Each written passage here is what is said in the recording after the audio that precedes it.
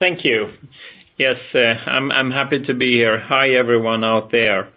I want to talk about continuous delivery and deployment of software. And before setting off on the presentation, just as a start, this is something where I think Ericsson, as an innovator in mobile networks, we have been bringing the mobile world and the IT world together and found innovative ways to help our customers. And this is exactly one of those areas.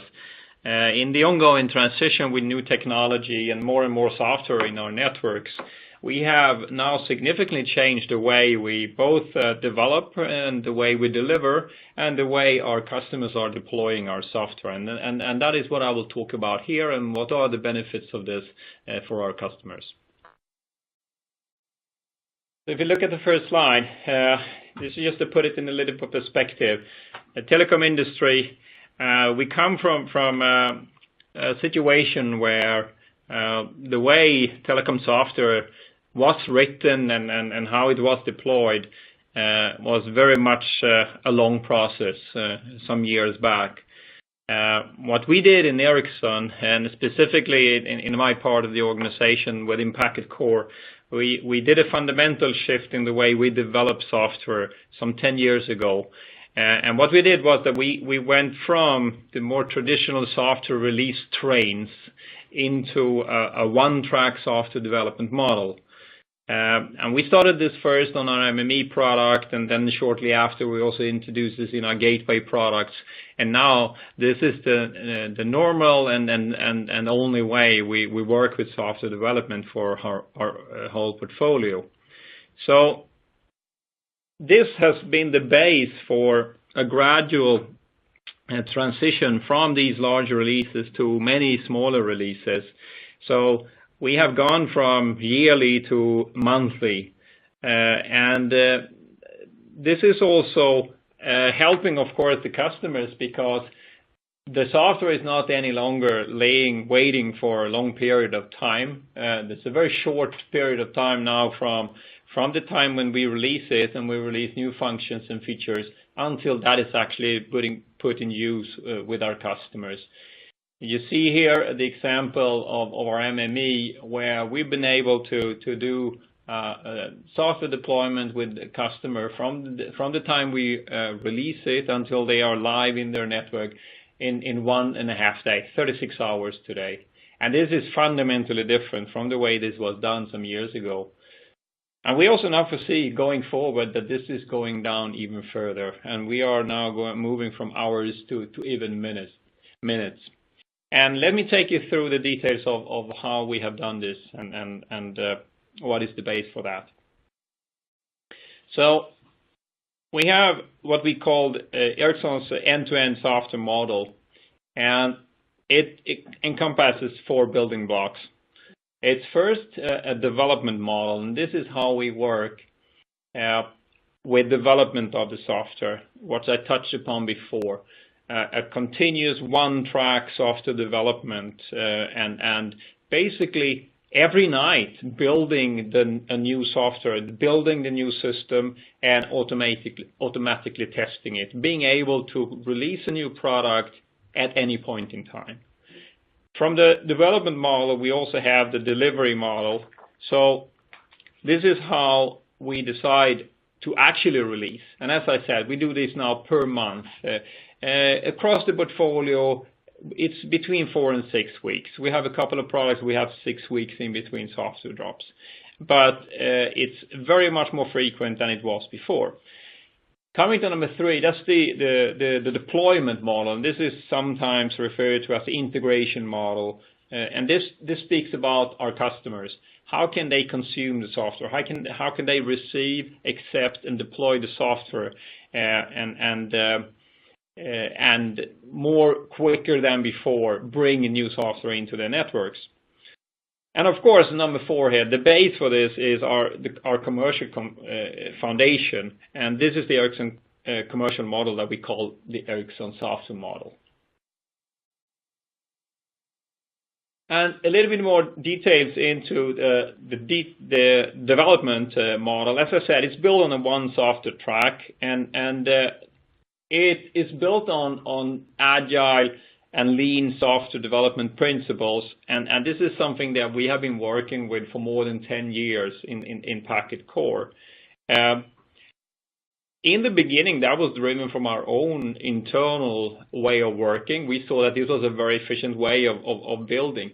But what we now see, and the point we have come to, is that this allows us as well to bring fundamental benefits to the customers.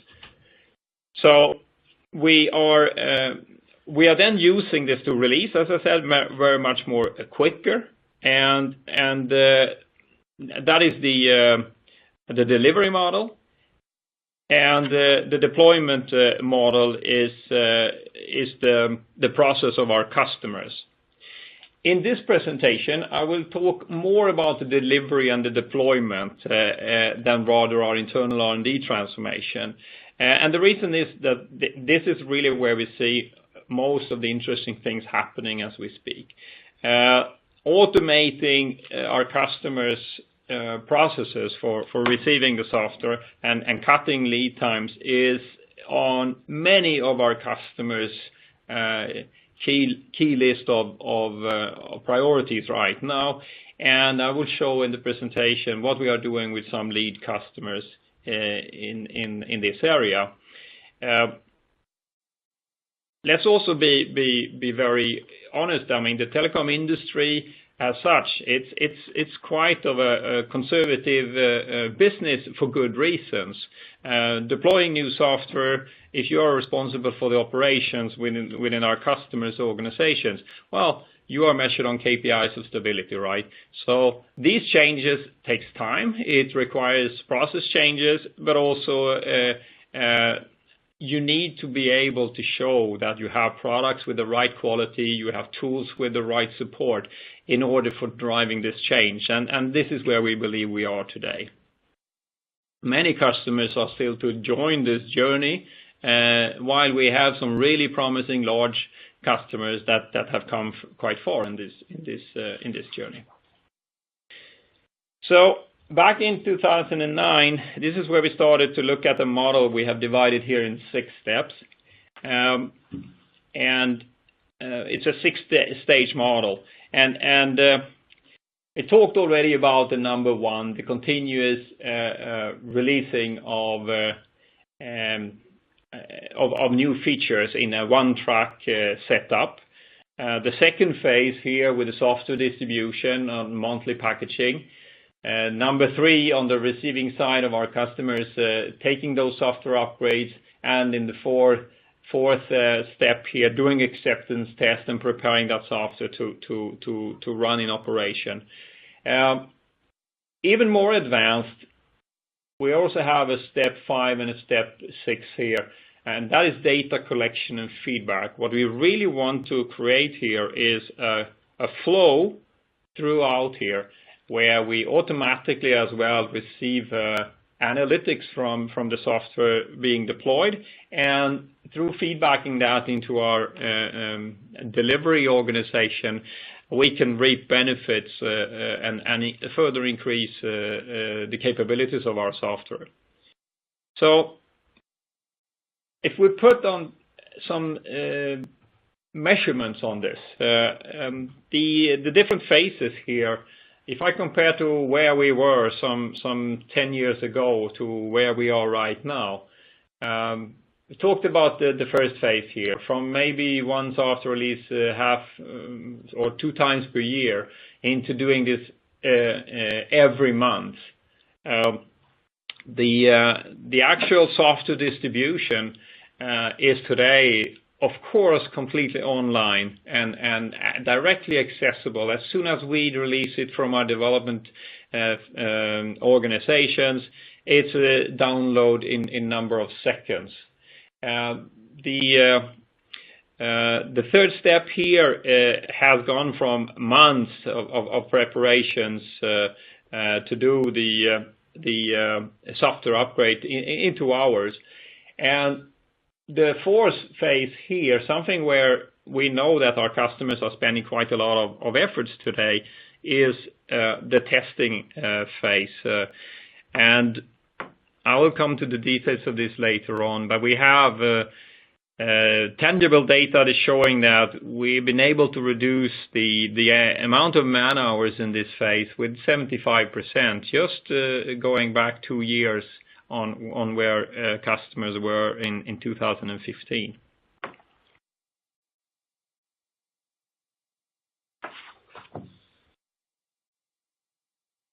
The data collection and feedback piece, to be quite honest, this is something where we are exploring now with our first customers. We have one customer that is doing it together with us, and then we are working with a number of lead customers to introduce this.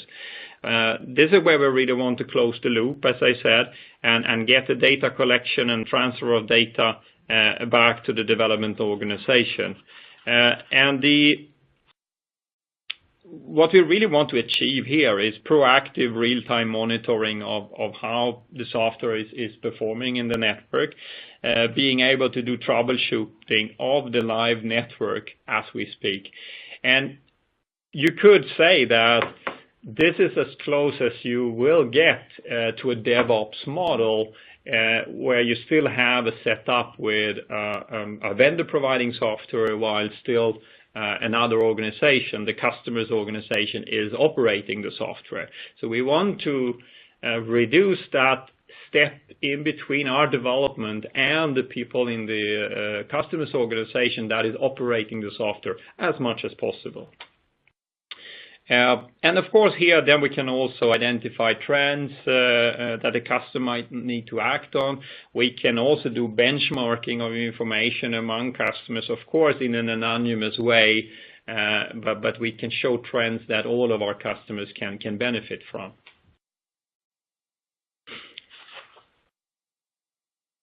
Okay, one important tool that we have developed over this journey to take us where we are today, it is a product that we call Automated Acceptance Test.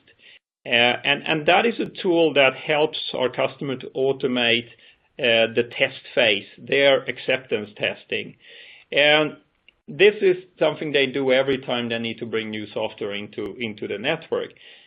What is so specific with AAT? There are many test tools out there, right? There are companies that are specialists in test tools.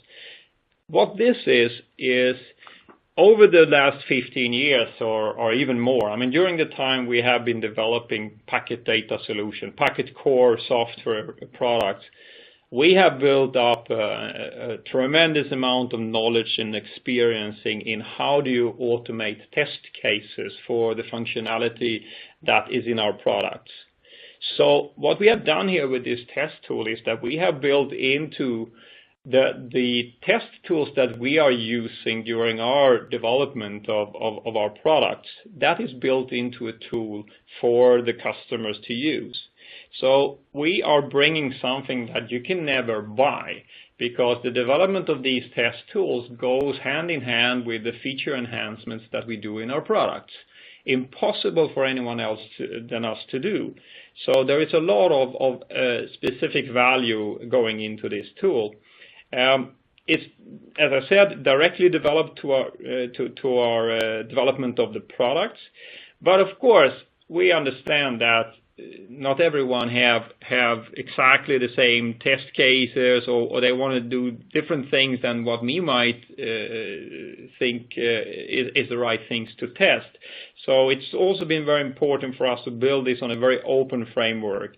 The AAT supports open APIs, and it's an open framework where operators, customers can also bring and write their own test cases.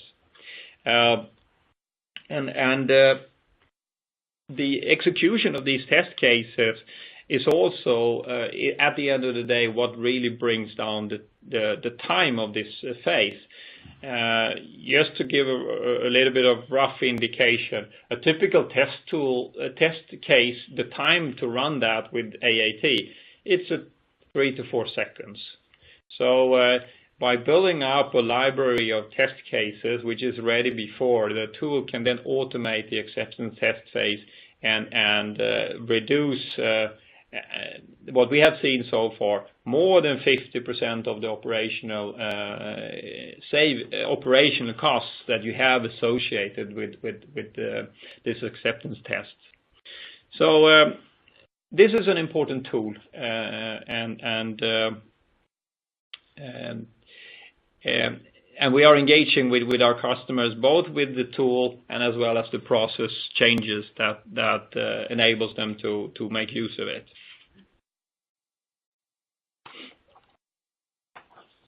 What we are also doing related to addressing the processes and to automate for customers to make the receiving of software much more automated and easy, is that this is specifically on the left side here showing our virtualized version of our portfolio. When we are releasing new software for the virtualized version of Packet Core products, we are also at the same time releasing automation workflows.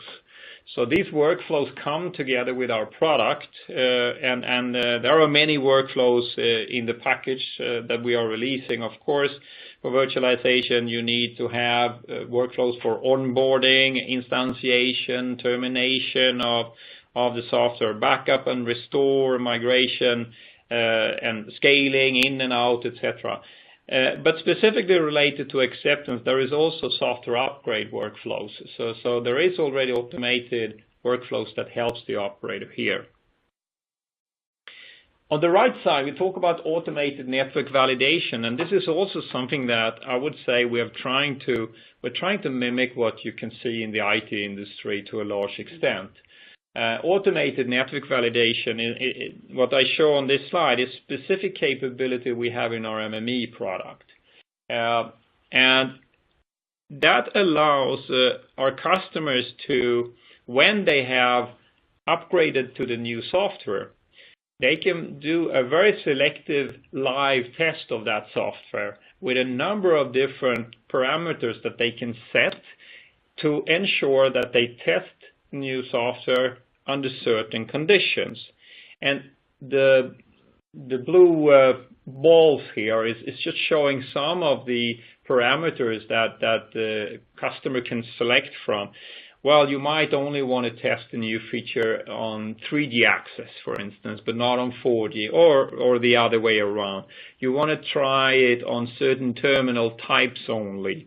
You only want to try it for roaming, for instance.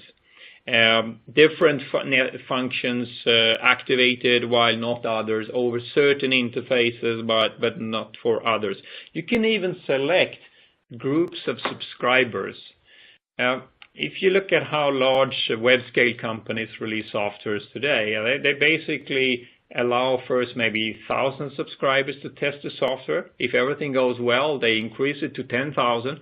You can do the same here now in the telecom industry.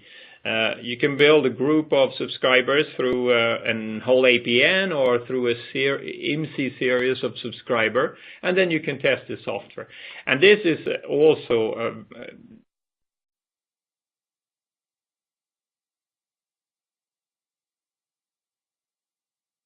of flexibility on how they test.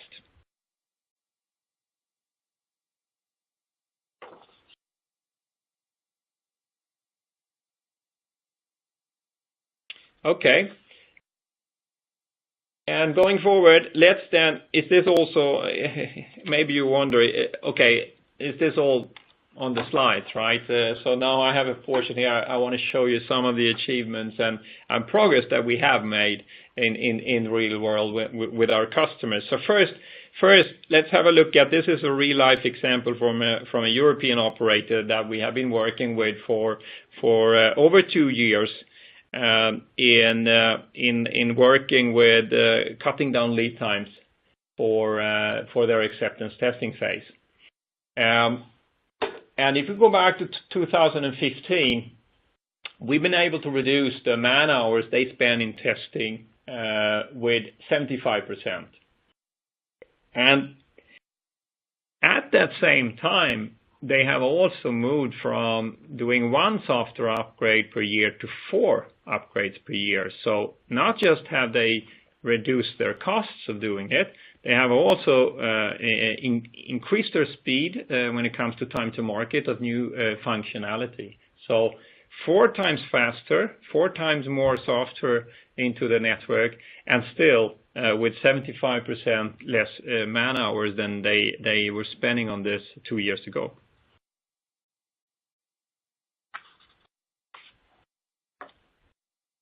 The next slide here is showing one more. The next slide is showing the effect of this continuous what we call the continuous delivery of software every month. What we measure here is how quickly, how many days or years before, how long time does it take for our customers from the moment that we release the software until they actually have that software live in their network. So it's an end-to-end measurement on everything they do in order for them to accept the software and put it in operation. And yeah, going back years, this was way higher. So I'm just showing how only during the last year we have been advancing here. A year in April 2016, we had a European tier 1 operator that at that time they were able to do it in 6 days. 6 days after we released the software, they were live, running that software live. November, like 6 months later, we were down to 3 days with an Asian tier 1 operator. While the current world record, as we like to call it, now we're down to 1.5 days. We have with an American tier 1 operator, we spent 36 hours after we released the software from our R&D facility until they were running that live in their network. They did that software upgrade during daytime, which is another clear indicator of how this operator are also trusting the processes, trusting the tools, trusting the quality of the products. So doing something that traditionally has always been done in maintenance window during nights. This one as well was the first one that were existing their acceptance testing with the AAT tool. So we could also then validate that our claims and our ambitions with the tool was actually helping in real life. Next slide shows a bit of another angle to things. Another advantage of this one-track software and to continuously deliver and deploy it is that between every software drop, you're not making super large changes. It's more contained changes from one step to the other, which gives you a more controlled process. And a secondary effect of this is that when we measure, this shows the last 4 years, how many trouble tickets we get from our customers aggregated globally. And just before you get started here, I can say that this is for our MME product. It is really considered to be one of the strongest and most stable in the industry. So it's not that we see here an improvement because there was a problem. I would say it's the opposite. But since we started to release software every month and our customers were starting to take that software much more quicker, we see a dramatic decrease of trouble reports from the field. And that is also for us another proof point that this is the modern way of working. Small, fast, incremental additions and increases to your software is much better than fewer large ones. So we believe very much in this.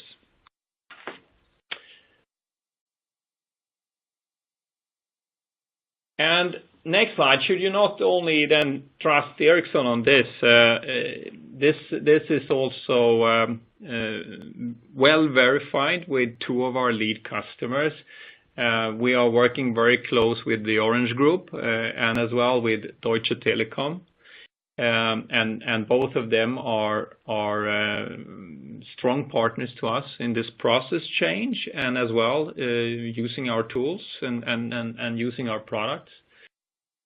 So we are very happy to have them as strong references for us and the values that we are bringing with this changed way of working.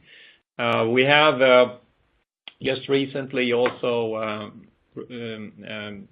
sent out a press release, and there is an article around continuous delivery and deployment of software in the telecom world, where you can read more about what I'm talking about here, and as well get to read about Deutsche Telekom on Orange as well. I believe this is available here in the tool as a PDF for you to download, so you can access that directly here.